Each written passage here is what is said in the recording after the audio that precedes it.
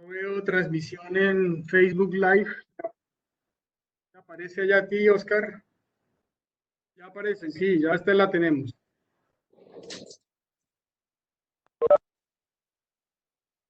Bueno, ya tenemos en este momento. Buenas tardes para todos. Vamos a empezar con estas pruebas iniciales, unos minuticos para poder entrar en sintonía, que nos estén escuchando, que la gente se vaya conectando. Estamos en este momento transmitiendo por la plataforma Cisco Webex y también por el fanpage, el Facebook Live de el Banco de la República, del Centro Cultural en la ciudad de Honda. Ya tenemos por este lado 6 seguidores en el Facebook Live y aquí por Cisco Webex tenemos al profesor Guillermo, nuestro invitado, tenemos a Álvaro, a Ana Londoño, a César, Eduardo Moreno y otros más que se vienen vinculando. 8 personas se vienen vinculando ya en el Facebook Live. Vamos a empezar a esperar un par de minutos más. Por favor, quienes están en el Facebook Live, que nos reporten si están oyendo bien, si están viendo en principio bien la pantalla que aparece allí, donde se lee el arte rupestre en Colombia, si está bien, para que podamos de alguna manera dar inicio sin ningún inconveniente técnico que esperamos no tengamos durante esta hora larga de trabajo. Ya tenemos 12 personas en Facebook Live, como reportan su audio, su video. ¿Escucha bien? ¿Nos ven bien? Vale, bueno. Ya se van sumando, entonces, como ha sido habitual en nuestro espacio físico del Centro Cultural de Honda, yo aprovecho y me presento. Mi nombre es Ángel Moreno, soy el gerente de este Centro Cultural del Banco de la República en la ciudad de Honda. Este es un centro cultural que el Banco de la República retomó su administración y su dirección hace un par de años. Vamos a cumplir ahora 2 años, el 15 de mayo. Y pues nuestra tarea fundamental en nuestro plan de desarrollo está con vincular la apropiación social del patrimonio de la región, del norte del Tolima, de Honda, todo ese patrimonio cultural, natural, histórico, patrimonial, por supuesto, que tiene esta región. Y una de nuestras tareas en el espacio físico, además de tener una biblioteca con cerca de 30.000 ejemplares para consulta, quizás es la biblioteca más grande de la ciudad. También tenemos una sala de exposiciones, tenemos una sala audiovisual, sala infantil, y nuestra programación es alimentada también con conferencias, talleres, exposiciones, como les decía, conciertos que hacemos también de música, conciertos en espacio público, y bueno, toda esta coyuntura que estamos viviendo, esta pandemia por la COVID-19, pues nos llevó a que del 14 de marzo nosotros fuéramos quizás la primera institución en cerrar las puertas por cuidado, por cuidar por nuestra salud y la salud de nuestros visitantes y de nuestros usuarios en Honda. Entonces, el 14 de marzo se cerró el Centro Cultural y hemos venido desarrollando una programación a través de distintas plataformas digitales. Hemos hecho uso del WhatsApp, hemos hecho uso del Facebook Live, de Webex, y cada vez vamos perfilando más, aunque debo reconocer y decir para todos que no hay nada mejor que tenerlo cerca.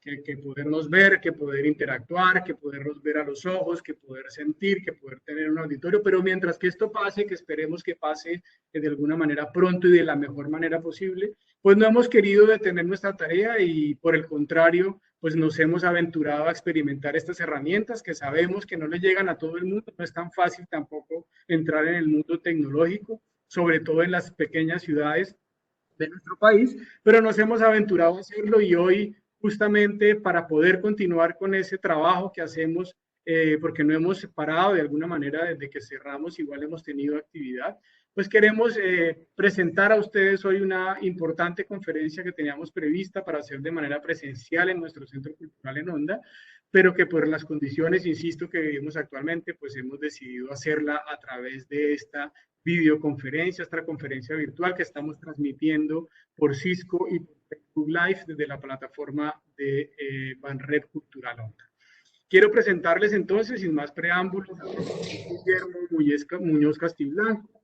El profesor Guillermo Muñoz además de ser pues graduado en Filosofía y Letra de los Andes, creo que es una de las personas con su grupo de trabajo que ha desarrollado más conocimiento e investigación en materia de arte rupestre. Yo tengo el privilegio y el placer de conocerlo hace unos 20 años atrás, cuando estaba él trabajando de manera muy ardua en Cundinamarca, Boyacá, y quisimos invitar en esta jornada porque tenemos nosotros el interés de poder revitalizar, poder poner nuevamente en valor, difundir, promover este abrigo rocoso que queda en la vereda Perico. La vereda Perico, para los que están conectados y no saben, es una de las veredas que tiene Honda en su casco, por fuera de su casco urbano, por supuesto, en la zona rural, como bien lo decía, en la vereda Perico, que está bañada por la quebrada Perico. Allá hay un abrigo rocoso y hay unos maravillosos petroglifos que son pues muy desconocidos, muy pocos los hemos podido visitar, muy pocos hemos ido a ese lugar. Y como parte de la tarea del Centro Cultural, pues es justamente reivindicar, revalorar, apropiar ese conocimiento, y quisimos invitar al profesor Guillermo Muñoz, quien además de haber coordinado durante muchos años el grupo de investigación de arte rupestre en la Universidad Nacional, lidera hoy en día y dirige la corporación HIPRI, que lleva muchos años, mucha tradición y mucha investigación en esta materia. Así, profe, que bienvenido desde Bogotá. Hubiésemos querido tenerlo acá y tenerlos a todos ustedes acá, pero bueno, estas condiciones nos llevan a interactuar mediante esta vía. Ya tendremos la oportunidad de invitarle un café aquí en Honda, a orillas del río. Bienvenido, y pues gracias a todos los que se conectan. No olviden que esta transmisión se está haciendo también en Facebook Live y que vamos a seguir permanentemente contándoles qué otras conferencias, talleres vamos a venir haciendo a través de este mecanismo. Profe, muy buenas tardes, y buenas tardes para todos los que se conectan hasta ahora. Pues Ángel, de verdad muy amable. Espero que el sonido esté correcto, que no haya ninguna dificultad técnica, para que podamos dedicar el tiempo específicamente a lo que compete, que es hablar sobre, en buena parte, del arte rupestre colombiano, y dedicarle un buen tiempo a algunas de las discusiones que normalmente se dan en términos de la teoría y en términos de los hallazgos y en términos del poblamiento humano.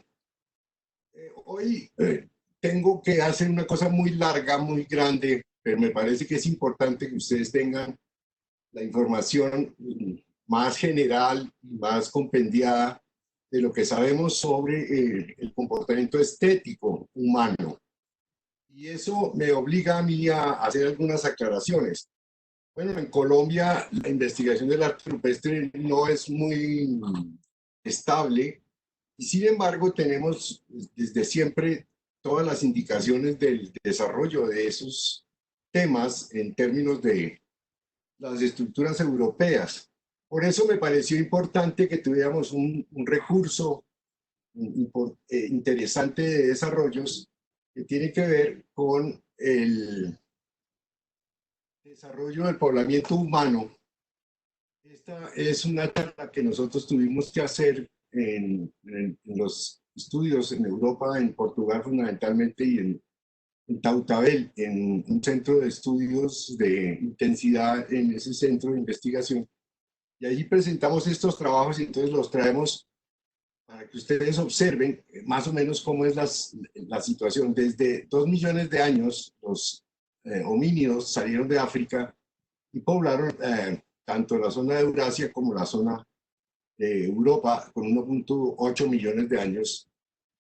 Eso da una proporción sobre la antigüedad de los vestigios, que normalmente son fósiles.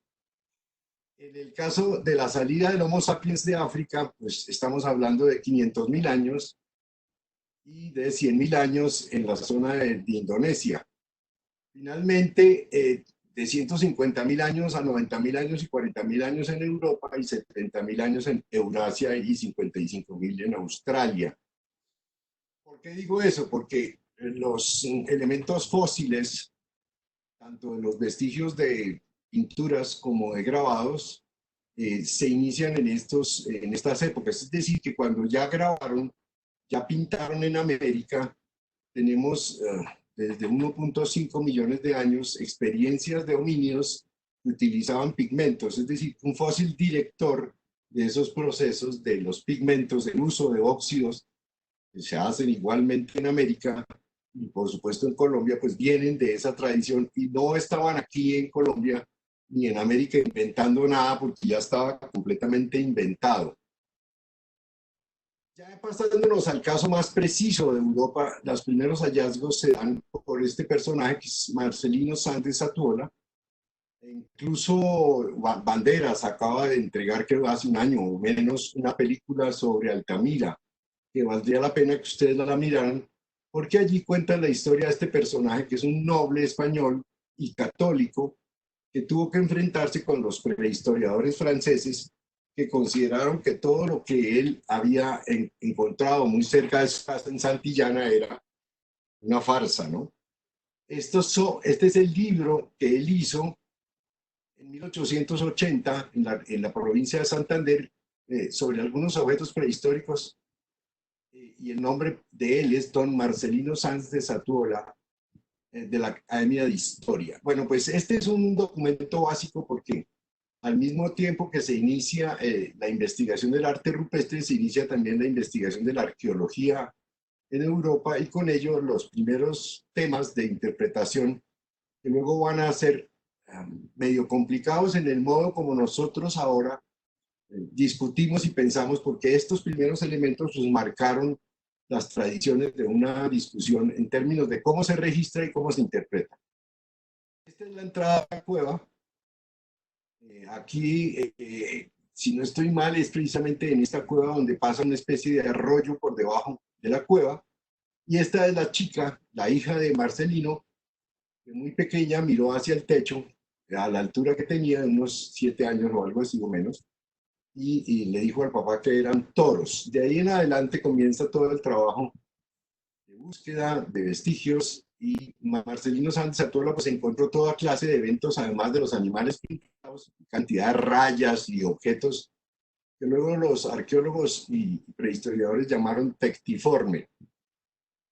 Bueno, ahora pasémonos a la época nuestra y yo quisiera contarles que la organización que yo coordino desde el año 70 hasta hoy ha venido trabajando sobre la historia de investigación, es decir, quiénes han trabajado en Colombia y sobre eso tenemos una cierta experiencia. También de qué manera se hicieron los registros, de qué manera se hicieron las interpretaciones y en rojo, que está marcado ahí, yo quiero mostrar que lo que hacemos nosotros es volver a registrar y documentar fundamentalmente el altiplano cundiboyacense, pero también le dedicamos una buena parte a un sector en los últimos 2 años o 3 años, que es Chiribiquete La Lindosa. Con esa nueva investigación, pues que hay que decirlo, es un sitio absolutamente extraordinario. Si ustedes quieren, hay toda clase de datos y de documentos. Ahora en Internet es muy fácil encontrar. Incluso en nuestro servidor de YouTube tienen ustedes allí la última conferencia que se hizo con los geólogos, que se llama Cuarentena Geociencias. Bueno, por supuesto que ha sido un trabajo importante trabajar con la comunidad en tradición oral y en programas educativos. En tradición oral porque con los campesinos y habitantes de las regiones nos hemos venido enterando de los sitios en donde ellos han visto y nosotros no, y entonces nos orientamos en buena proporción, por lo menos para una etapa de trabajo de registro y de búsqueda en distintas áreas de Cundinamarca, Boyacá, Huila, Tolima, sur de Santander y ahora en el Guaviare. Y por último, nosotros somos los responsables de ese trabajo que se llamó Modelo Metodológico de Registro.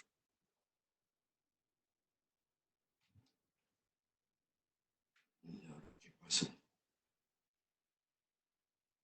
Dentro de la historia de la investigación tenemos, por supuesto, algunas referencias no muy explícitas, pero sí algunos datos de los cronistas del siglo XVI que vieron sobre todo y fundamentalmente, yo sospecho, en el sector de Cíbate, la presencia de pinturas. También hay un trabajo de un viajero que va hasta Ecuador, desde Bogotá hasta Ecuador, y allí cita la presencia de la piedra de Aipe que vamos a ver enseguida.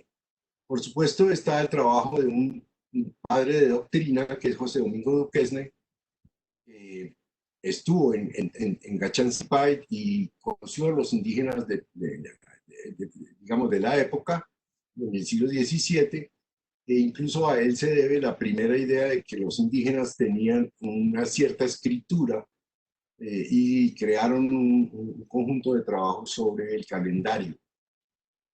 Inmediatamente ya sobre la época de la República aparece uno de los grupos más importantes, diría yo, que se llama la Comisión Coreográfica, que muy pocas veces se estudia. Quienes trabajan en Colombia no tienen información sobre este periodo, que es un periodo tan importante o más que Conciencias ahora, porque fue la primera empresa del Estado en el reconocimiento nacional, buscando las materias primas, buscando el tipo de sitios y los ríos, las vías, las costumbres, los habitantes, y ellos hicieron, por suerte, un conjunto de acuarelas que ahora algunas las vamos a ver. Otro importante autor que nadie conoce, que lo tienen reservado exclusivamente para la literatura, es Jorge Isaacs. Jorge Isaacs, el poeta, en su última etapa, además de estar vinculado a las guerras civiles, se interesó con el gobierno conservador, después de la comisión, de hacer el trabajo en la zona norte de Colombia. Y hay toda clase de anécdotas. Bueno, yo quisiera parar un momentico y decir lo siguiente: todo lo que estamos viendo por títulos, de manera general, podría ser objeto de una conferencia de tamaño grande, ¿no? O sea, cada uno de estos temas. Bueno, pues Jorge Isaacs, que hizo un trabajo muy interesante sobre las tribus indígenas del Magdalena, después de publicar unos petroglifos, pues su trabajo y los dibujos que presentó, con una teoría montada sobre Darwin, le generaron toda clase de problemas. Imagínense ustedes, en el final del siglo XIX, que alguien dijera que el hombre viene del mono, pues esto daba para toda clase de disputas. Y Miguel Antonio Caro le generó toda clase de molestias hasta convertirlo en pobre. Y terminó muy cerca de Ibagué, una casa que todavía se conserva y que valdría la pena restaurarla. Sus últimos años, dice la gente, vendiendo chicha o guarapo y velas. Otro de los personajes tan interesante de esta historia de la investigación del arte rupestre corresponde a Miguel Triana. Miguel Triana es en realidad un ingeniero de vías. Al hacer las carreteras va encontrando los sitios y va poniendo a los obreros o a los asistentes a que le hagan dibujos.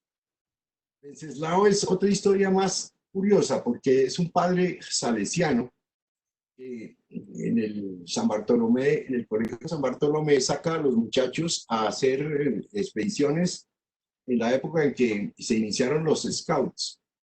Los chicos estos que salían un poco como los caballeros andantes de la historia medieval a conocer la naturaleza, a aprender a hacer nudos, a acampar en el campo, etcétera, etcétera. Y él inició un álbum que se llama El Cuaderno de Cundinamarca, que se publicó en el Instituto Colombiano de Antropología. Inmediatamente después estaría Pérez de Barradas, que es un español que vino a Colombia y trabajó sobre el arte rupestre en el siglo XX ya. Y por supuesto, después de todo este grupo de investigadores y denuncios hecho por cada uno de ellos, que en realidad no alcanzan a ser el 10% de lo que hay en Colombia, pues venimos nosotros que desde el año 70 nos dedicamos, o sea, Hipri Colombia se dedica a hacer esto. En el Tolima, ¿quiénes son los que trabajan en el arte rupestre fundamentalmente? César Belandi y Héctor Galeano. Ya vamos a hablar de ellos y vamos a mostrar algunas cosas de ellos. Bueno, estas son las acuarelas de la Comisión Coreográfica. Como ustedes se dan cuenta, es bien interesante porque viene un señor, los dos personajes al lado izquierdo y derecho, el mural de la piedra de Saboyá, y hace muy pocos días debió caerse ese pedazo y quedó ahí en el piso, y el acuarelista pintó la escena. Pero lo interesante que ustedes pueden ver de esta acuarela es que uno de ellos viene con una ruana roja y el otro con una ruana azul. Casi que podría decirse que el acuarelista está pensando en una reconciliación de los partidos políticos frente a lo indígena que sería un monumento de la tradición anterior. Esta es una de las acuarelas más interesantes, la acuarela de Pandi, que les corresponde a ustedes como torimenses, porque allí en esta zona realmente lo que divide una región de la otra es el río Sumapaz. Se puede visitar este sitio, es un sitio extraordinariamente bonito, y en la parte más al oriente de esta roca, hacia Venecia y Cabrera y sobre el sector de Icononso, sabemos que hay por lo menos para el municipio de Pandi unas 65 rocas con grabados, o sea, con petroglifos, y unos grupos de petroglifos que están en Icononso y que están profusamente distribuidos en una altísima densidad.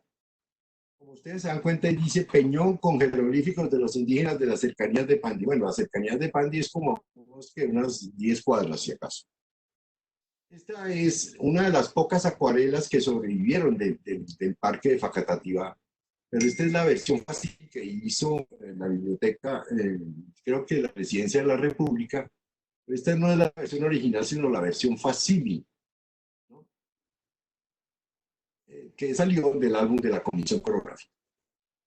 Ahora sí tenemos, no lo pueden imaginar, es un ensamble digital que hicimos nosotros de la fotografía de Jorge Sachs, con los dibujos que él hacía, que no eran muy buenos, y con una escopeta, porque él estuvo en las guerras civiles en Antioquia y participó de buena parte de las revueltas políticas de ese periodo.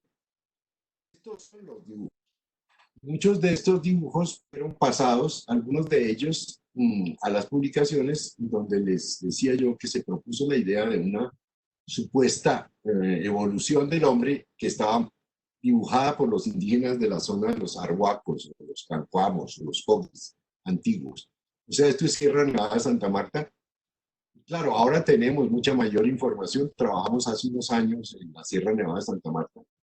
Tenemos muchos más datos y podríamos hacer una conferencia exclusivamente sobre los temas del arte rupestre. Claro, citando, por supuesto, al pionero, que es Miguel Triana. Nos pasamos a la zona de Dinamarca. Esto es el petroglifo majestuoso del Palco en Tibacuy, en Anacutá. Y esto pues fue el levantamiento de Lázaro María Girón, que se me olvidó ponerlo en los antecedentes, y que muestra, o tal vez una de las mejores transcripciones, porque era muy diligente, y esto está en la biblioteca del Banco de la República, en la Luis Ángel Arango, dentro de los libros raros y curiosos. Si alguien quiere ir a verlo, tiene que comprarse unos guantes, porque esto es un libro cuyo acceso, es una especie de publicación pequeña, cuyo acceso pues es restringido y requiere una cantidad de permisos especiales. Este es, como ustedes notan, el aspecto de uno de los importantes investigadores del arte rupestre, el ingeniero Miguel Triana, que tenía una virtud, y es que había podido, como ingeniero, hacer el trabajo en razón a que sencillamente no dependía de las autoridades culturales, que solo dependía de sus actividades privadas, como ingeniero que hacía contratos con la nación. Y entonces, al lado de esos procesos de ingeniería civil y de construcción de vías y carreteras para la reciente organización de los automóviles en Colombia, fue haciendo un álbum que después su hijo Jorge publicó, y que quedó en hojas sueltas, que lo consiguen ustedes, lo pueden comprar en la biblioteca del Musa, o sea, de la casa del Marqués de San Jorge. Este es el mapa que hizo él. Entonces él dividía la parte norte de Colombia, la parte de los Guanes, Agatáes, Morcotes, Chíos, todo eso que está aquí en la parte, digamos, superior hacia el norte, como unas líneas de pinturas que dividirían el Zipa del Saque. Esa era un poco la idea que se tenía. Entonces él decía que el país de los Chipchas, en las piedras pintadas, las etimologías geográficas. Él encuentra únicamente para Boyacá y Cundinamarca 49 áreas de arte rupestre. Estas son las pinturas que él organizó en su álbum. Y lo que es interesante es que lo que está, ese pájaro o esa figura antropomorfa o zoomorfa del lado derecho, está en una roca como a más o menos 1,5 kilómetros de la que está al lado izquierdo. También notan ustedes que pues, quien hizo el dibujo y la transcripción se dedicó más a hacer una figura geométrica casi que equilibrada, que no es realmente así en su versión original. Por eso diría yo que perdón, podría hacerse una conferencia sobre cada uno de estos temas y tendríamos una versión un poco más completa y detallada y con precisiones de cada una de las cosas que estoy diciendo.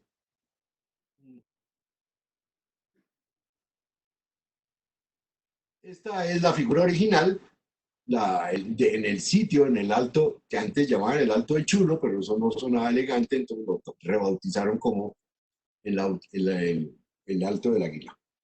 Obviamente águilas no hay realmente, por lo menos no son muy visibles en Colombia, esos son más cercanos los chulos. Esta es la otra roca y como ustedes notan no es tan geométrica como aparecía en la versión original y al lado derecho de esa figura no aparece la figura del.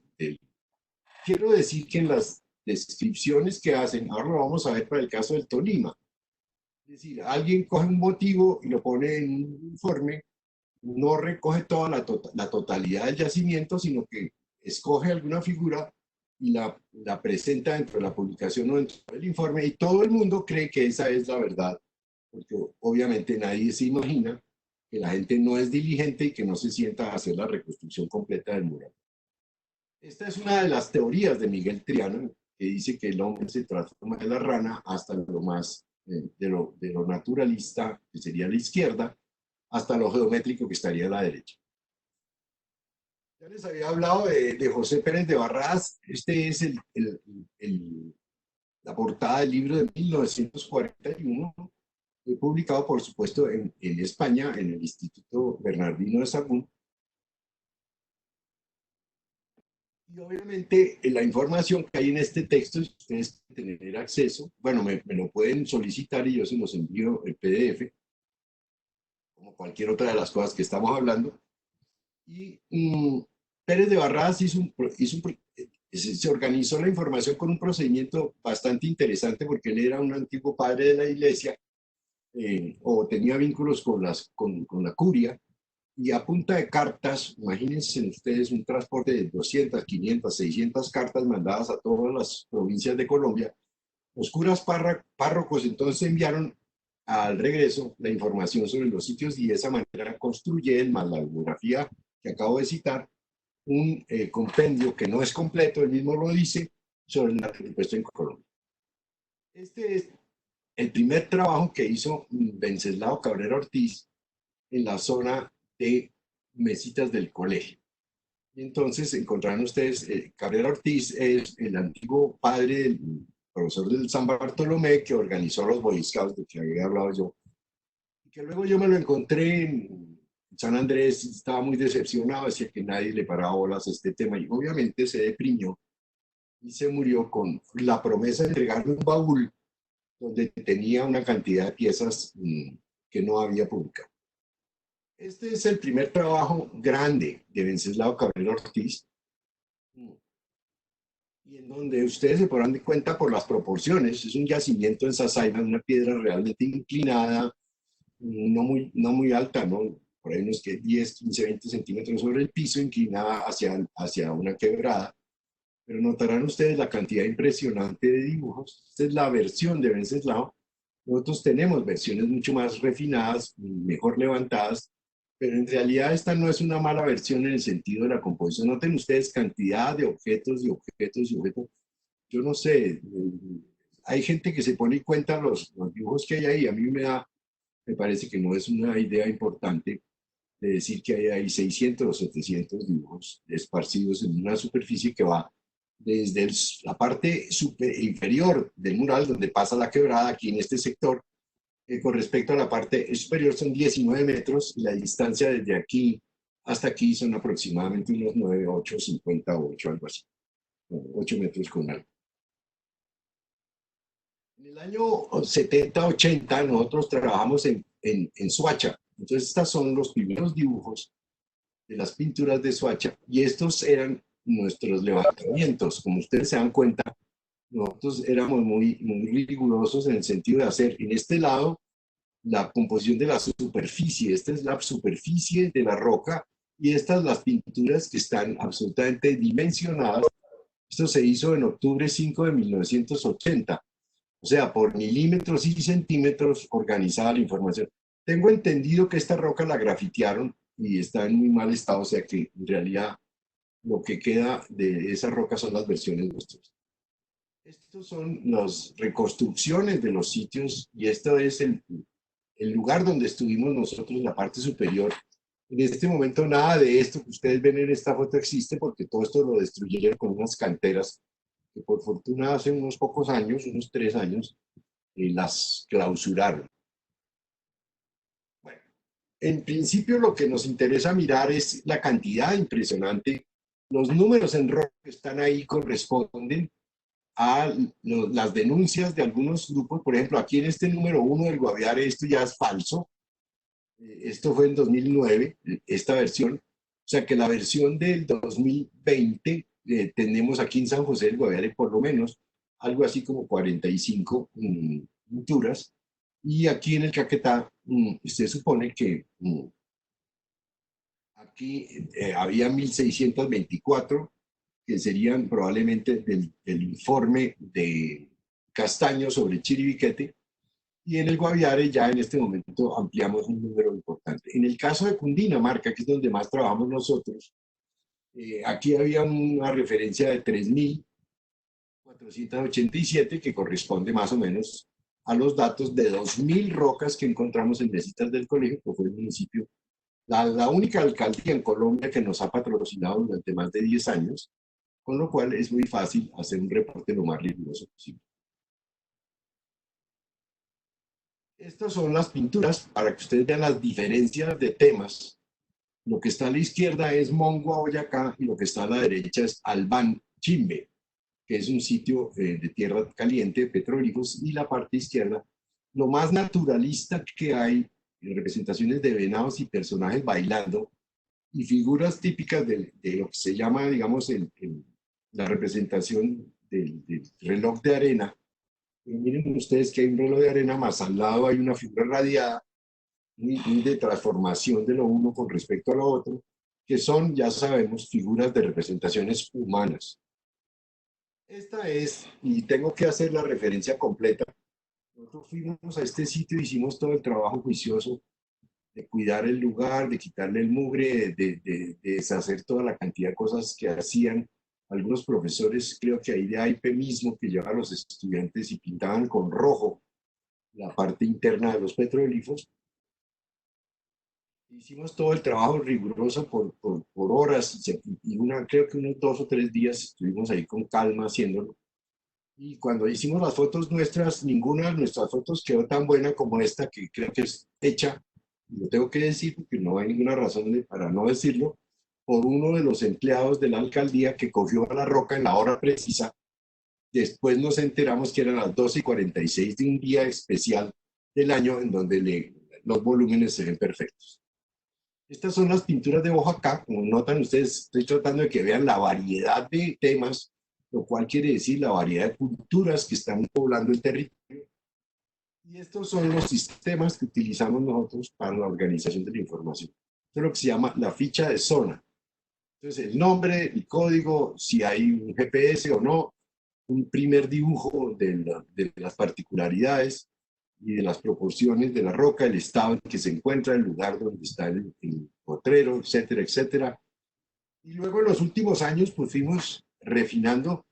Esto es una descripción de sistemas de información geográfico. Esto se hizo con un programa de SIG.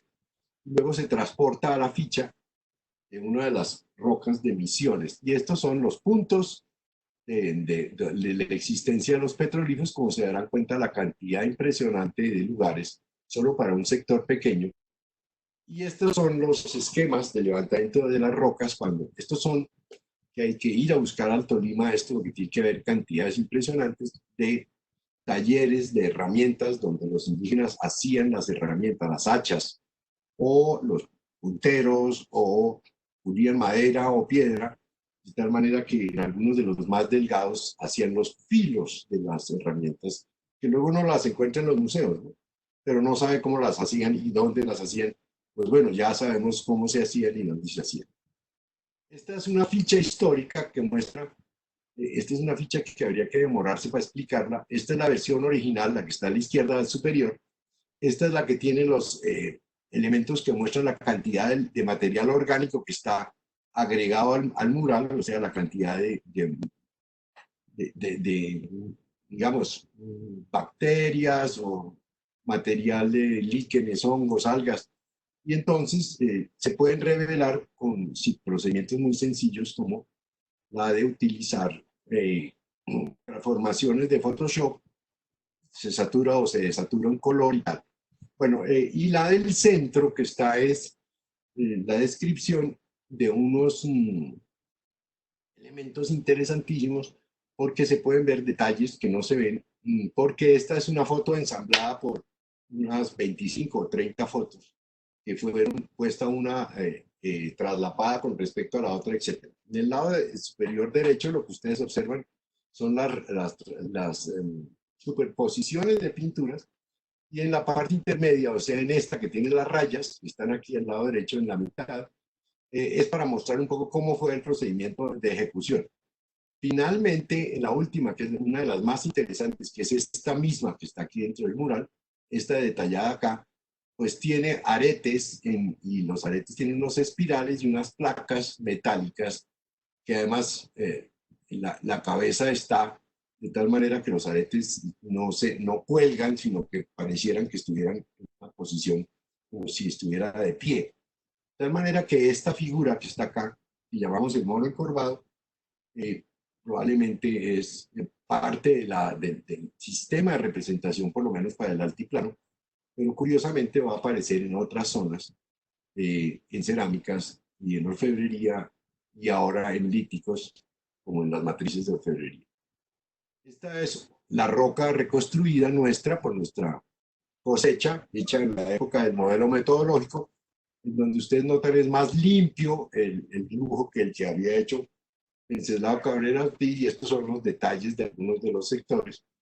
Esto corresponde al año 98. Esta es la reconstrucción de Pandi, que es uno de los murales más interesantes. Y estos que están aquí abajo es la secuencia cronológica de quienes estuvieron ahí y el tipo de versiones que hicieron de cada uno de los murales. Como ustedes,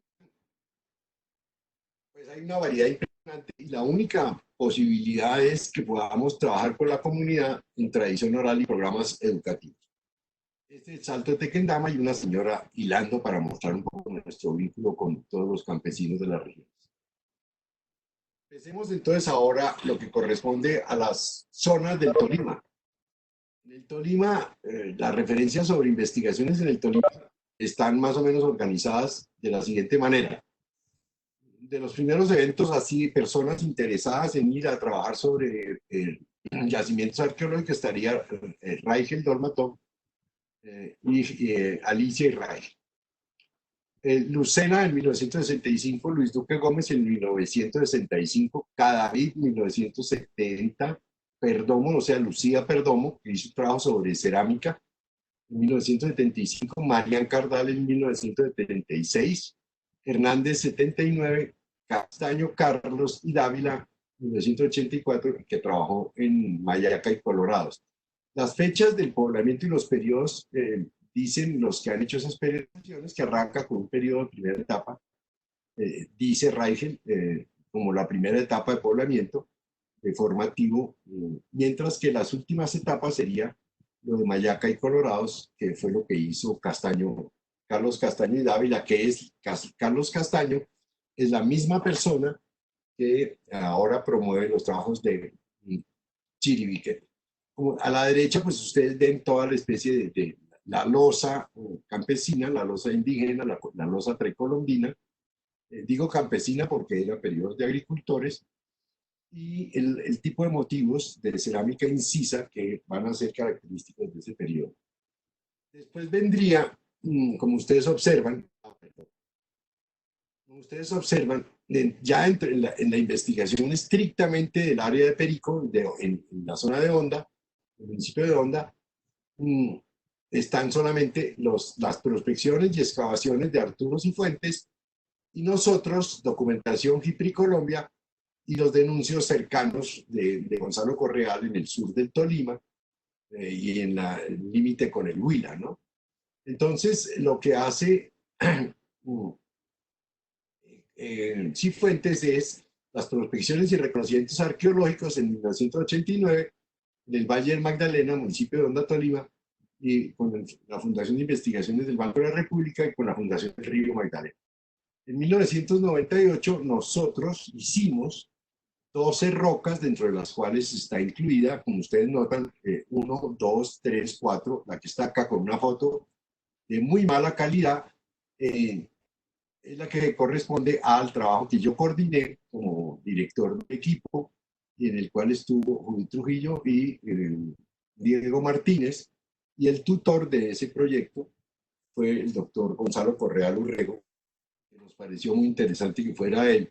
Como ustedes notan, a la derecha superior están los dibujos de Arturo, pues que son de verdad muy elementales, y el mapa general del sitio de las prospecciones y un sector dedicado a la descripción de las cerámicas que se van encontrando en el lugar. Ay, ay, ay. ¿Cuáles son las interpretaciones? Pues miren ustedes qué curioso que dicen, los petrolíferos tienen motivos antropomorfos. Cifuentes dice eso. Zoomorfos y varios rasgos geométricos. Algunos esquemas corresponden a figuras de búhos, de arañas, simios, escarabajos, recuadros achurados y rombos.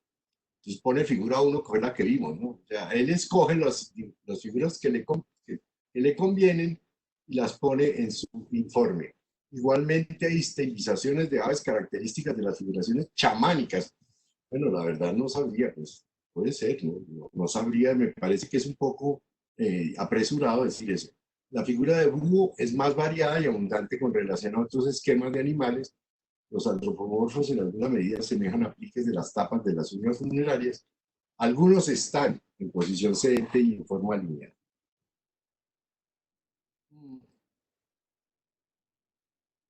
Bueno, entramos sobre los homenajes que hay que hacer porque son extraordinariamente importantes, hablar sobre todo y fundamentalmente de Héctor Galeano Arbeláez, que él mismo reseña su actividad como buscador de arte rupestre. En 1971, un grupo de funcionarios de la Universidad del Tolima, Ediberto Prada, Manuel León, el fotógrafo Jesús A. Jordán y Héctor Galeano, limpiaron y fotografiaron varias rocas con petrolíferos. Creo que unas 6, dice él. Estoy citando lo que él me escribió. Algunas fotografías y dibujos fueron publicados en la revista Tolima, en la revista de la UIS. Ahora al final, cuando vengan las preguntas, les voy a mostrar la revista de Tolima de Héctor Galeano, que tenía algún vínculo con la revista, que yo no sé cuál es, y él dice que se denunciaron 65 rocas. Esto es un jardín de una casa que me imagino está en el sur del Huila. No recuerdo ahora. Y esta es otra de las muestras de esos grabados extraordinariamente hermosos y complejos, sobre todo con una calidad en términos de trabajo, porque son muy hondos, el surco es muy grande, no son tan superficiales como muchos otros, y están, digamos, mostrados dentro de la obra de Héctor Galeano. Esto es también, yo lo saqué de la página de internet, esto no son fotografías mías, y ahí dice Piedras Rupestres, mayo de 2011, servicio público, ¿no? O sea que está al acceso de la gente que quiera ir a mirar estas pinturas, las podrá ver con toda facilidad. Después vendía, ustedes lo deben conocer en el Tolima, porque es un investigador muy importante que se dedicó por muchos años a trabajar sobre San Agustín. Y obviamente los adelantos de buena parte de algunas de las explicaciones sobre San Agustín tienen que ver con algunos de sus trabajos. Él fue premio Ángel Escobar con el trabajo de San Agustín y luego también se ocupó, como él mismo lo dice, porque yo estoy aquí copiando lo que él pone en un texto, iniciamos el estudio de las expresiones o representaciones rupestres prehispánicas en el Tolima en 1971. Yo diría que de alguna manera también, al igual que Galeano, estuvieron iniciándose en esa época. Dice, cuando emprendimos la exploración arqueológica de la cuenca alta del río Cabrera, en la vereda de Ambicá y en el municipio de Dolores, con ocasión del hallazgo fortuito de un cementerio hispánico. Y luego dice que en el 91, en una segunda etapa, exploraciones arqueológicas en el Valle de Ambicá, y se procedió al relevamiento de 20 petrolíferos y 2 pictogramas. Esta es una de las conferencias. Este es César Velandia, y él dice que ha tenido 4 temporadas, campañas de 1990 al 96, campañas del 2000 al 2007, campañas del 2008 al 2011 y campañas del 2012 al 18. Esta fotografía corresponde a una conferencia que él dictó y que está en internet y que se puede ver sobre la proporción armónica de la estatuaria de la cultura arqueológica de San Agustín, donde él está tratando de mostrar un procedimiento para entender que también los ejecutantes, los escultores, utilizaban los sistemas de las reglas, digamos, reglas del arte tradicional que se usa en cualquier parte del mundo. Y entonces presenta una cantidad de versiones sobre un compás de 4 patas con el cual él hace un poco mostrar la estructura armónica de esa. Porque ya Rengifo, su profesor, había empezado a utilizar procedimientos para mirar lo mismo, pero no lo había logrado. Y él cree haber descubierto un poco cómo funciona esto. Los que están abajo, Ramírez Sendoya y Diccionario Indio de la Gran Tolima, son los textos que él incluye como los iniciadores de los estudios de las culturas indígenas en el Tolima. Bueno, entonces, él dice que, estudió las ideografías rupestres de la cuchilla del Tamizal en Tolima. Dicho trabajo fue terminado en su informe y entregado a la Oficina de Investigación en noviembre del 2002. Luego se hizo un trabajo sobre prospección de ocupaciones prehispánicas en la cuenca alta del río Cabrera, municipio de Colombia, Alpujarra, Tolima. Se ejecutó durante el 2009 y 2010. Pero en principio lo que a mí me parece más interesante, César Velandia, es el ejercicio de trabajo teórico, los estudios sobre los criterios de la epistemología, de la interpretación y el manejo bastante importante pedagógico en la educación de estudiantes universitarios. Él desde siempre ha sido un investigador de la estructura estética, del mundo social, del mundo cultural, de esa área de, digamos, lo que va a ser el macizo colombiano y todos los valles del río Magdalena hasta terminar en el estudio de buena parte de lo que puede ser la estructura del actual departamento del Tolima, incluyendo, por supuesto, el estudio de la estructura armónica de la estatuaria agustiniana. Bueno, ahora entremos a lo que es importante en términos de la charla, ya los contextos generales, las variedades de temas, los investigadores que han trabajado en el sitio ya los hemos podido más o menos mostrar en parte. ¿Cuál es el asunto del arte rupestre de Perico? Bueno, un día cualquiera en mi casa llega un estudiante universitario que es antiguo alumno mío del curso de filosofía que yo hacía en la Universidad Pedagógica, y él ahora estudiaba arqueología o antropología en la Universidad Nacional. Me dice que acaban de encontrar un mural muy importante en un sitio cerca a Honda, que se llama Perico, y que el profesor Arturo Cifuentes lo ha encargado a él como fotógrafo de hacer las fotografías y de entregárselas a él, y que por favor no se las entregue a nadie más, porque no es buena idea. Pues los arqueólogos siempre se cuidan de ser digamos, en eso el lenguaje se llama banderear un área. Bueno, pues total, yo creo haber recibido, si no estoy, las fotografías de primero, cuando ya empezamos a formular a través del Ministerio de Cultura eh, el desarrollo de una propuesta de modelo metodológico, porque estamos pensando desde siempre que quienes hacían arte rupestre no tenían reglas, sí, hacían lo que podían y no había un criterio, y nosotros pensamos que con este trabajo podíamos crear una especie de criterio general de cómo se debería estudiar el arte rupestre, de cómo se debería documentar y cómo se debería salvaguardar y cómo se debería divulgar, etcétera. Incluso creamos unas fichas de primeros diagnósticos de conservación, sobre lo cual tenemos unos datos sobre la roca y el mural general de Perico. Bueno, pues cuando empezamos el modelo metodológico, escogimos la roca de Perico porque nos parecía que era un yacimiento que era distinto a todo, en el sentido en que queríamos hacer un sitio de pintura, un sitio de grabado, un sitio en medio cueva o en abrigo muy cerrado, un sitio de tierra fría, un sitio de tierra caliente. Y obviamente escogimos a Perico por tener unas características novedosas. Entonces no sabíamos ni dónde era y terminamos yendo al lugar. Los dueños de esa finca nos dejaron entrar en esa oportunidad sin ningún problema. Hay que decir que nosotros, después de todo ese proceso, terminamos siendo miembros de la Federación Internacional de Organizaciones de Arte Rupestre y que ese proyecto se hizo en ese contexto como miembros de IFRAO, pero lo interesante de todo esto es que yo era el director y el tutor era Gonzalo Correal Urrego, que es uno de los arqueólogos más importantes de este país. Este es el sitio. Esta ya es la cartografía que se puede hacer y en amarillo está el recorrido para llegar a la finca y el sitio donde está el abrigo. ¿De acuerdo? En esa oportunidad, nosotros tuvimos que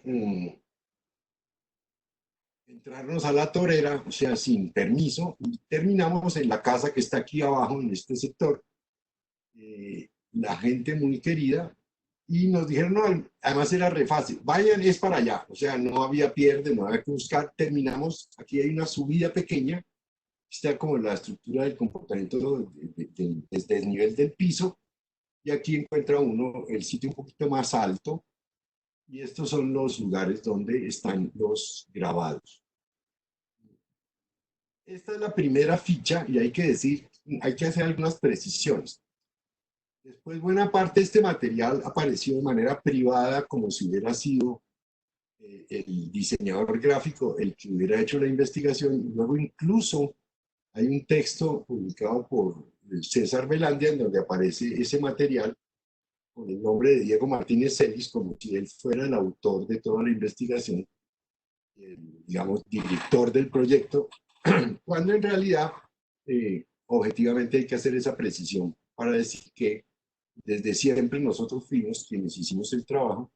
Y hay que decir también que para la época los materiales fotográficos no eran suficientes. Aquí hay un esquema del yacimiento en términos de que es un hueco en la montaña y se alcanza a ver alguna, digamos, desde el punto de vista de la 3D, que sería esta parte, podremos observar el modo como una persona, que sería esa pulga que está acá, ese pequeñito manchón negro, sería el tamaño exacto de una persona en el sitio.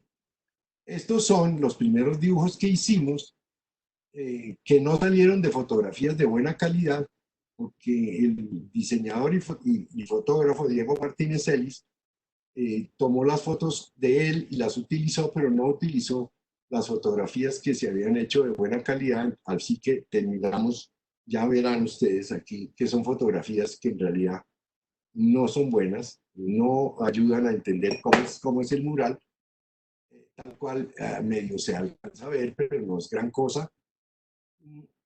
Y además, esta parte blanca aquí es horrorosa, debería haberse arreglado para que llenara todo este espacio, porque esta línea de letras y números tiene que ver con los sistemas después que se utilizan para la conservación. Me explico.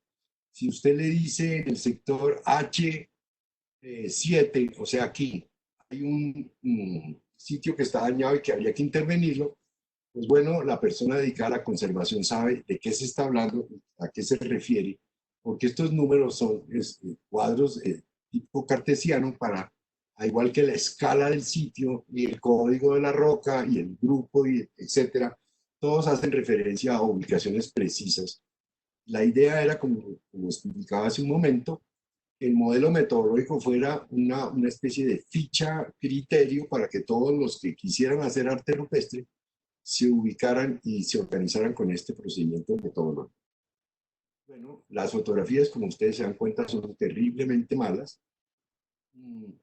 Y pues también es la época, por supuesto, no hay que exagerar. Ahora tenemos, esto sería equivalente como a 3 megapíxeles, más o menos. Es de verdad un desperdicio, pero era lo único que había para la época. Ahora nos lamentamos por no haber podido hacer.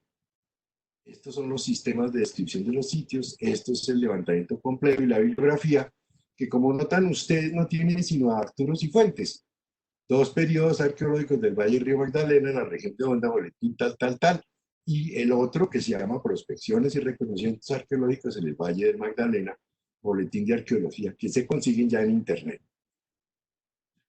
Esta es la ficha de conservación.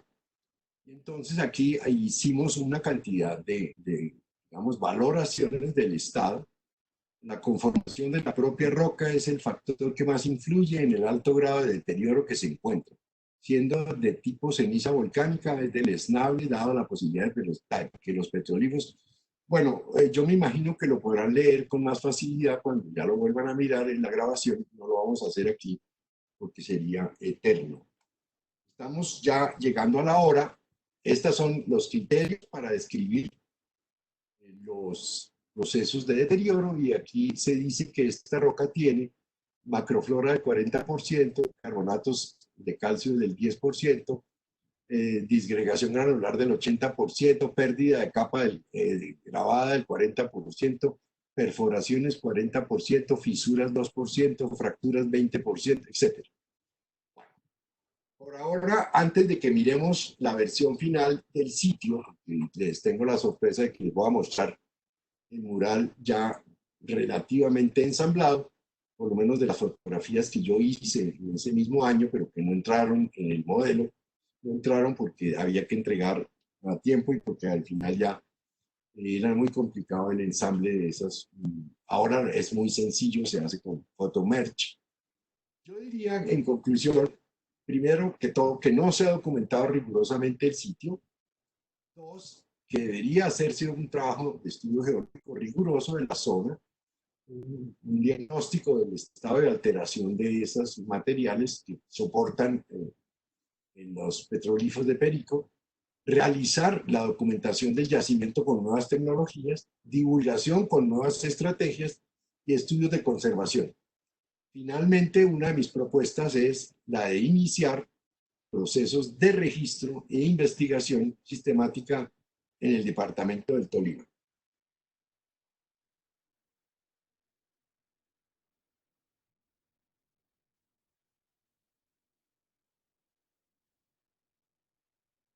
Bueno, yo quería, además de todo, mostrarles al final ya una versión de este mural en la restitución que se hizo. Ustedes se dan cuenta, tenemos,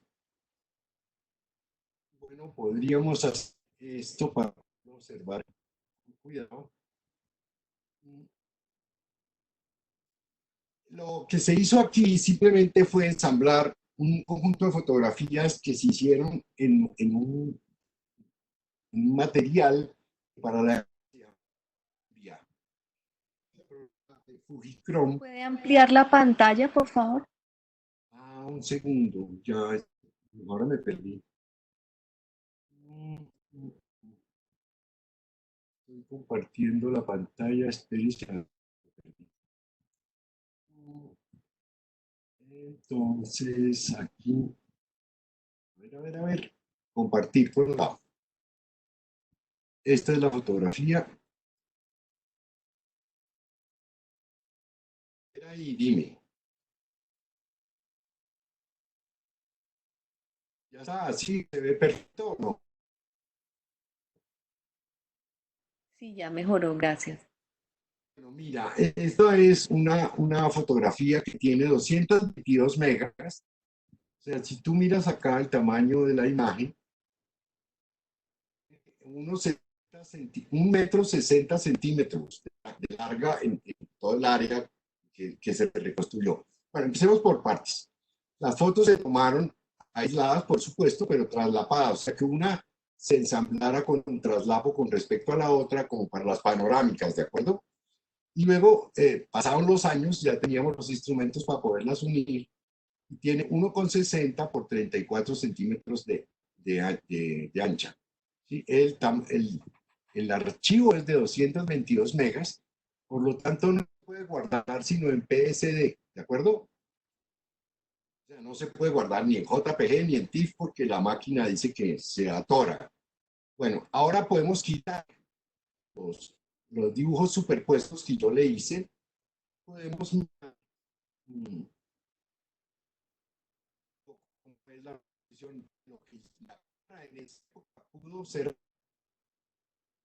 Esto es los detalles de algunos sectores ya muy caídos, muy rotos. Los bordes de los grabados se han venido descascarando y la parte oscura, que tendría que ser el mural original, fue desapareciendo de tal manera que más o menos, miremosla con los dibujos, sería más o menos relativamente cercana en esta versión. Y esta sería la reconstrucción general del mural, de tal manera que pondríamos secciones como esta.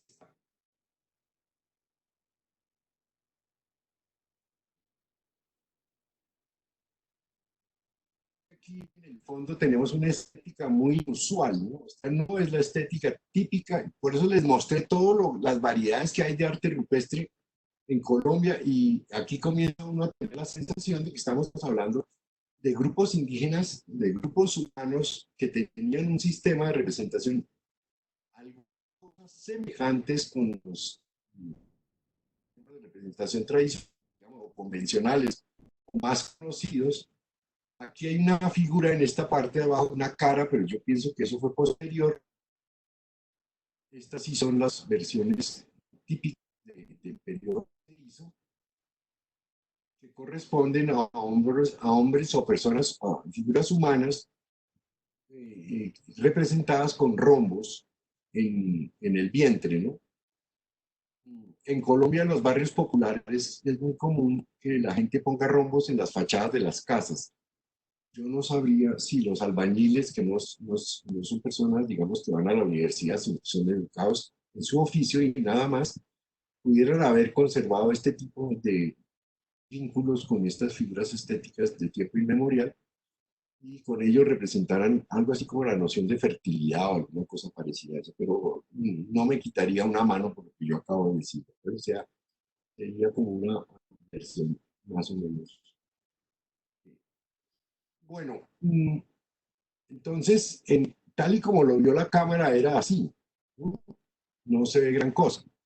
Pero bueno, tenemos la posibilidad de reconstruir por lo menos, yo diría algo así como el 40% del mural general. 40%, porque al lado derecho hay muchas más cosas.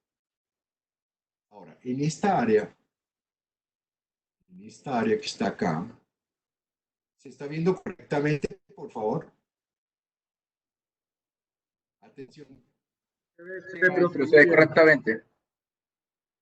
Ok, en estas áreas donde está el amarillo, acá donde tengo la cruz, más estas áreas que están acá, valdría la pena ir con alguien que sepa de restauración, más estas concreciones que están acá, que están tapando esta figura, e imaginar que esas concreciones salvaron el petróleo y que se puede observar con calidad que las que están a la intemperie ahora, que tienen estas dificultades. Noten ustedes que la cosa está profusamente grabada, que a veces resulta incluso difícil utilizar las líneas para hacer las reproducciones de los objetos que están ahí. Entonces, sería hasta preferible ver la cosa sin mi versión en negro, porque se ven más cómo son los sitios. Y ahora tendrían ustedes una imagen más completa del lugar, como está. Pues, hay una cantidad, por decir algo, de animalitos. Por ejemplo, estos son termitos que están ahí. Y avispas. Hay toda clase de insectos en los huequitos que se alcanzan a ver. Creo que unos insectos hacen nidos, pues, ponen sus huevos ahí, bueno, y permanentemente viven habitando el lugar, de tal manera que incluso los pájaros van ahí a hacerles cacería. O sea que la cosa es un poco complicada porque pues no va a ser fácil solucionar esa situación de los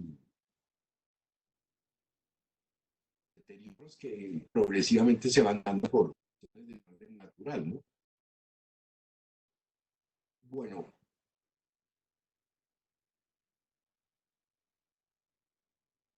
es absolutamente excepcional. La estética es una estética bastante distinta a todo lo que uno se puede encontrar en las zonas de arte rupestre. Pienso en los petroglifos de Ricaurte, en los petroglifos de no sé, las áreas cercanas, que de alguna manera lo son, por las zonas, digamos, del Valle del Río Magdalena. En los últimos años han empezado a encontrar zonas de petroglifos. Pero esta estética no es compartida casi con ninguna otra área. Y habría que estudiar, yo me sospecho, la cerámica del área, confirmar a ver si hay algún dato de orfebrería que pudiera venir de esta región. Hay que hacer la búsqueda de analogías por ahora, de búsqueda de semejanzas, para luego imaginar hasta dónde se compadecen o no con un periodo de poblamiento y con un grupo étnico, que para el caso de lo que uno alcanza a observar aquí, pues habría cosas que son semejantes, pero de cabezas cuadradas no es muy usual, cabezas triangulares es más usual. Sin embargo, aquí hay la combinación de lo uno y lo otro. Pero yo diría que ya estamos pasados 7 minutos. Me parece sensato que ustedes pudieran hacer preguntas. Mil gracias de verdad por la atención. Maestro, Facebook preguntan en qué año exactamente hiciste el estudio sobre el de Perico. ¿En qué años? En el 98. Nosotros fuimos en el 98 porque fue el año en que bueno, digamos, debíamos ir en el 97, porque yo me sospecho que nos echamos unos 6 meses o algo más para entrega del informe. En la premura del informe les decía, el diseñador Diego Martínez se apresuró para cumplir con los plazos y entonces puso las fotografías de él que no eran en nada buenas. Pero luego ya sobre la entrega nadie se fija. El mismo Ministerio de Cultura, le decía yo a Ángel ayer que hicimos la primera prueba, esta es la primera conferencia que yo puedo dictar sobre el mural de Perico y sobre el modelo metodológico. Entre otras, no para hacer gran cosa del modelo, sino algunos ejemplitos, porque hubiera podido mostrarles un poco cómo fue el proceso de investigación. Después, muchas gracias. Gracias por la información. Quisiéramos de pronto también aprovechar aquí a Webex, que tenemos 10 personas conectadas, y quisiéramos ver si hay alguna inquietud por parte de los asistentes que están aquí por la plataforma Webex, y después para los que están en Facebook Live también un par de preguntas, si les parece bien. ¿Alguien en la plataforma de Webex que quiera intervenir?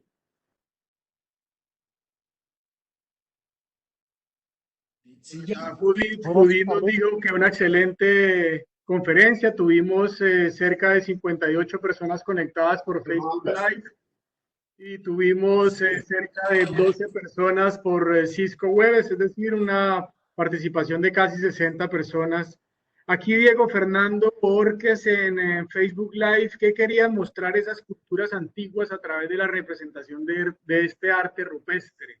Pregunta Diego Fernando desde el Facebook Live. Saludos, Diego. Diego, pues mira, la verdad muy poco sabemos. Es decir, el problema fundamental es que es como de intentar saber qué nos pudo haber contado nuestro abuelo cuando ya está muerto. O sea, nada fácil y lo único que podrían es hacer conjeturas y algunas posibilidades, digamos, de ejercicios que mostraran que ahí hay una relación con el ambiente, con la naturaleza, con el espacio, con las formas sociales en las que estaban viviendo. En el fondo, lo que hace una representación como estas puede ser el dibujo de lo fundamental, ¿no? O sea, cuando los católicos se atreven a decir que en la cruz está un personaje importante que se sacrificó por la humanidad y lo representan con toda clase de situaciones rituales o sagradas, pues bueno, allí hay una estética que es la estética cristiana y que además ha tenido toda clase de complicaciones porque una es la cristiana católica, otra es la protestante y otra, etcétera, la ortodoxa, etcétera. O sea que no tienen las mismas versiones del asunto. Pero aquí yo sospecho que tiene que estar la pintura del fundamento. ¿Qué es lo fundamental para los indígenas? ¿No? O sea, nadie se va a cuadrar frente a esto que está aquí en la pantalla. Pero no la estamos compartiendo. Entonces, miremoslo ahora que se hizo. Eh, si pudiera yo aquí, si compartimos esto y ustedes observen que hay un representar, digamos, si estuvieran representando la naturaleza, para ponerlo de una manera sencilla, no sé, para quien hace la pregunta, si alguno de ustedes ha visto alguna cosa parecida en la naturaleza. No creo. O sea que no corresponde, en primer lugar, si hubiéramos a pensar en el sentido y la organización de la estética que hay aquí representada, nada de lo que hay aquí representado lo puede uno ver por la calle, o en el campo. No hay personas que tengan cabezas cuadradas, ni tampoco rombos, a menos que hubiera pintura corporal y esto pudiera ser una sociedad. Pero en lo posible lo que habría que imaginar es que existe un grado muy interesante de síntesis y de concreción, no de abstracción, sino de concreción de una fórmula simbólica que permite pintar el fundamento. O sea, probablemente, digamos que aquí está representada la foto de una familia en una ceremonia o en una reunión, y aquí están los personajes más importantes. Digamos que podría ser esto, pero lo interesante estaría en que usted ve que hay gente que tiene rombos en la barriga, en el vientre, y figuras espirales o redondas, circulares, concéntricas, en el vientre igualmente. No sabemos. Sí. Un comentario que nos hace Zipa aquí por Webex, dice maravilloso trabajo e invita a profundizar la investigación en esta materia. También llama la atención sobre la delicada situación de este tipo de patrimonio en nuestro país. Es verdad, de hecho ya desde el Banco de la República, del Centro Cultural, hemos entrado en conversaciones con el ICANN, con Juan Manuel Díaz, que ha hecho una labor importante y ahí estamos también poniendo pues sobre la mesa estos temas. Nos pregunta por otro lado, profe Julio, desde Huasca, creo que se conecta, dice, ¿qué sabe de las interacciones entre los muiscas con los indígenas de Tierra Caliente, en especial los del Valle del Magdalena? Hasta hace unos años la explicación era que no había ningún vínculo, que a veces tenían, como Triana, que es uno de los investigadores sobre todo del arte rupestre, tenían algunos sitios de mercado, pero se suponía que eran enemigos profundos.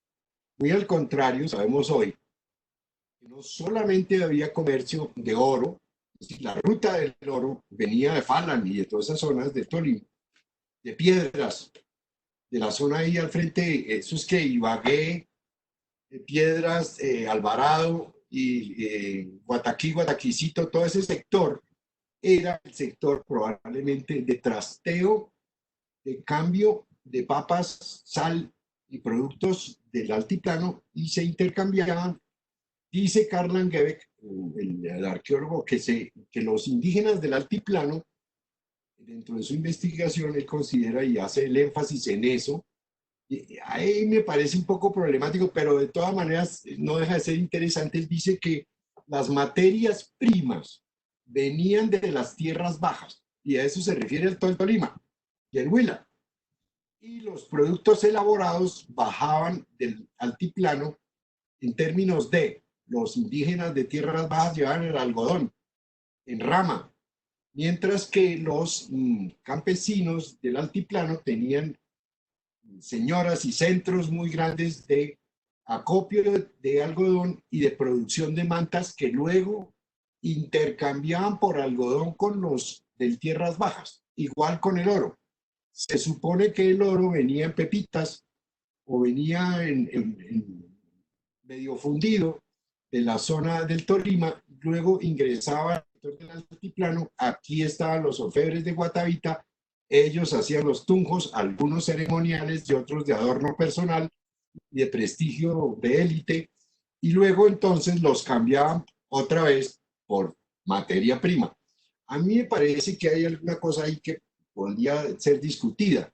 El único problema es que ni arriba ni abajo, para el caso de la orfebrería, hemos encontrado los talleres de los orfebres. O sea, se ha buscado en Guatavita, pero no hay evidencias completamente satisfactorias de que allí era. Se suponía que los guatavitas eran los expertos en la orfebrería. Bueno, pues el comercio era común y debió ser común en muchos periodos, no solo en el periodo del formativo, ni el temprano, ni el Herrera, ni el tardío, ni el clásico Muisca. Ahora, el problema fundamental es que todavía queda muy difícil de saber hasta dónde eso que llaman panches realmente es un grupo de muiscas de tierras calientes. No. Profe, otra par de intervenciones que hacen aquí. Nos pregunta Gilmar Javier Amaya desde Honda si este arte rupestre considera usted que es de los únicos que hay o hay algún otro parecido en las figuras en otra parte del país o en el continente. Y Ricardo Arias, ya para terminar y cerrar, dice, maestro, buenas tardes. ¿Hasta qué punto en las condiciones actuales del petroglifo es razonable abrir al público? ¿Hay manera de detener o de disminuir el ritmo de deterioro de los materiales del que está hecho? No, mira, no. Habría que hacer evaluaciones. Mira, yo vi ese mural hace 20 años y estaba muy dañado. Las personas que lo han visto recientemente dicen que ahora está peor. Yo pienso que es que, digamos, el primer problema es que el soporte como tal es un soporte muy deleznable. En segundo lugar, está fracturado intensamente por toda clase de factores de alteración y la conservación cada vez va a ser más crítica. Lo único que yo sugiero es que a través de las organizaciones, tanto del ICANN como el banco, o como el mismo municipio, o la Fundación del Río Magdalena, o la fundación que sea, organicen grupos de trabajo y poco a poco se vaya generando una información científica de calidad. Por decir algo, lo primero que se me ocurre a mí fácilmente, necesitamos que unos geólogos serios, rigurosos, vayan y estén ahí un tiempo trabajando y hagan el levantamiento de todo el área. Otros locos del clima, que miren cuál es el estado de la humedad relativa, punto de rocío, qué tanto se alteran los granos de la granulometría de la superficie. De otro lado, ¿en qué estado están los grabados ahora? ¿Qué tanto sirven mis fotografías para contrastar lo que hay ahora y marcaría 20 años de desarrollo de las dinámicas de destrucción? O si más o menos se ha conservado. Ahora, yo no creo que este sitio sea fácilmente accesible, eso no es visitable. Hasta donde yo sé, muy eventualmente va a algunas personas por ahí. El único problema es que las personas a veces van y se hacen daños. ¿Por qué no hay una política de los dueños de la finca de mandar un agregado ahí para que no dañen el sitio? Entonces los dejan entrar y al final no, pues ponen letreros o lo que sea y dañan los sitios, requieren un pedazo o cualquier cosa de esto. No sé si con eso se queda resuelto. Aporto un poco a esa respuesta, profe, para las demás personas que están conectadas. Hace un poco más de un mes, antes de que entráramos en el confinamiento y en el aislamiento, llegó una comunicación a la Alcaldía Municipal de Honda y nos copiaron a nosotros gentilmente al Centro Cultural por parte del ICANN del Instituto Colombiano de Antropología e Historia, que ustedes saben es una entidad especializada del Ministerio de Cultura y que se encarga un poco de estos temas, pidiéndole al alcalde municipal, pues imponiéndole a disposición todo su saber técnico y todo su acompañamiento para que se pueda hacer un trabajo y un manejo y una protección de este espacio. Yo tuve el privilegio de estar allí hace un par de meses y efectivamente las condiciones de deterioro pues han avanzado y justamente parte del interés del banco de hacer esta conferencia, de invitar al profesor Guillermo Muñoz, es poner en evidencia y visibilizar esta situación que tenemos en un patrimonio que es absolutamente maravilloso y es conocido por parte no solamente de los hondanos y de la región del norte de Tolima, sino de los colombianos. Es un espacio que además está dentro de una finca que obviamente es un bien privado, pero esto es un patrimonio de la nación, es decir, que ahí habría que generar cierto tipo de posibilidad para organizarlo, pero también es cierto que de cara a un turismo futuro, a una visita de este espacio, pues hay que organizar de alguna manera el espacio físico, de qué manera se accede, porque primero el acceso no es tan fácil, hay que de alguna manera escalar un poco y también está muy cercano a el contacto con las personas. Entonces, hay ya de hecho daños y gente que ha marcado, amo a mi novia, cosas sobre la piedra. Desafortunadamente la inconsciencia por parte de algunos de los visitantes que hay allí han hecho daños de alguna manera imposibles de recuperar en el espacio y creo que para poderse abrir a un espacio de turismo y de visita, pues tendría que generar todo un andamiaje y generar también toda una adecuación por parte del municipio, del ICANN, del Ministerio de Cultura y, ¿por qué no?, pues también de los organismos encargados del tema de turismo. Así que pues ahí hay un tema que queda sobre la mesa, mucho por abordar en relación con esto. Yo despediría un poco acá, profe, si no tiene algún otro comentario. Sé que hay otras preguntas, otras inquietudes. También recomiendo algunas publicaciones que ha hecho el ICANN en relación con esto, donde se van a encontrar más información. Y la invitación antes de darle la palabra al profesor Guillermo es para que estén pendientes de nuestras redes, banrepcultural.org/onda o en esta fanpage por la que se conectaron, porque vamos a tener actividades, conferencias, talleres de estos temas que son tan relevantes y tan importantes para la apropiación social del patrimonio de la región y del norte del Tolima. Profe Guillermo, una vez más, muchas gracias. Gracias a Óscar, a todo el equipo técnico de divulgación del Banco de la República, Tatiana, Sandra Concha, todos que hicieron posible que esta transmisión durante 1 hora y 22 minutos haya estado sin ningún contratiempo. Muchas gracias a todos. Bueno, mira, una cosa final, Ángel. Me parece que es de curiosidad bibliográfica y de homenaje a Héctor Galeano mostrar las publicaciones, ¿no? Es decir, este texto que está acá, que es la revista Tolima, que yo me imagino era la revista de la Contraloría. Pues bueno, Héctor fue poco a poco enviándome a mí esto porque sabía que yo era el maniático.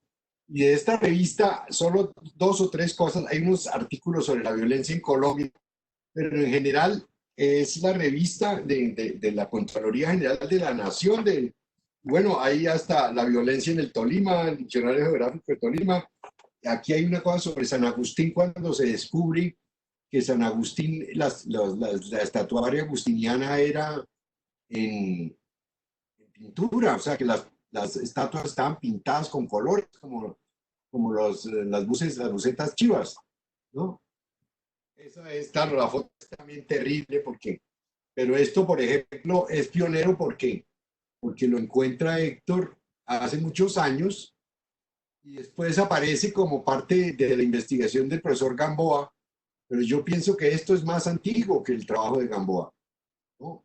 Es decir, esto es del año 84, y si uno mira el trabajo de Gamboa debió ser del 89 o algo así. Y aquí están pues los datos de las referencias extraordinarias de la revista de la Contraloría General de la Nación. Se llama Revista de la Contraloría General del Tolima, Fondo Rotatorio de Cultura, Publicaciones y Estadística. Y Héctor Galeano, que yo quería que lo consiguieran y lo encontraran, pero no fue posible, porque me parecía buena idea que él participara de esta charla, porque es más doliente que yo. Yo siempre tuve un vínculo con el Tolima por parientes míos.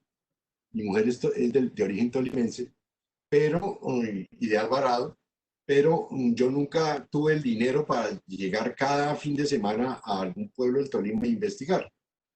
Bueno, lo cierto es que, de verdad, mil gracias. Esperamos que esto haya sido interesante e inteligente.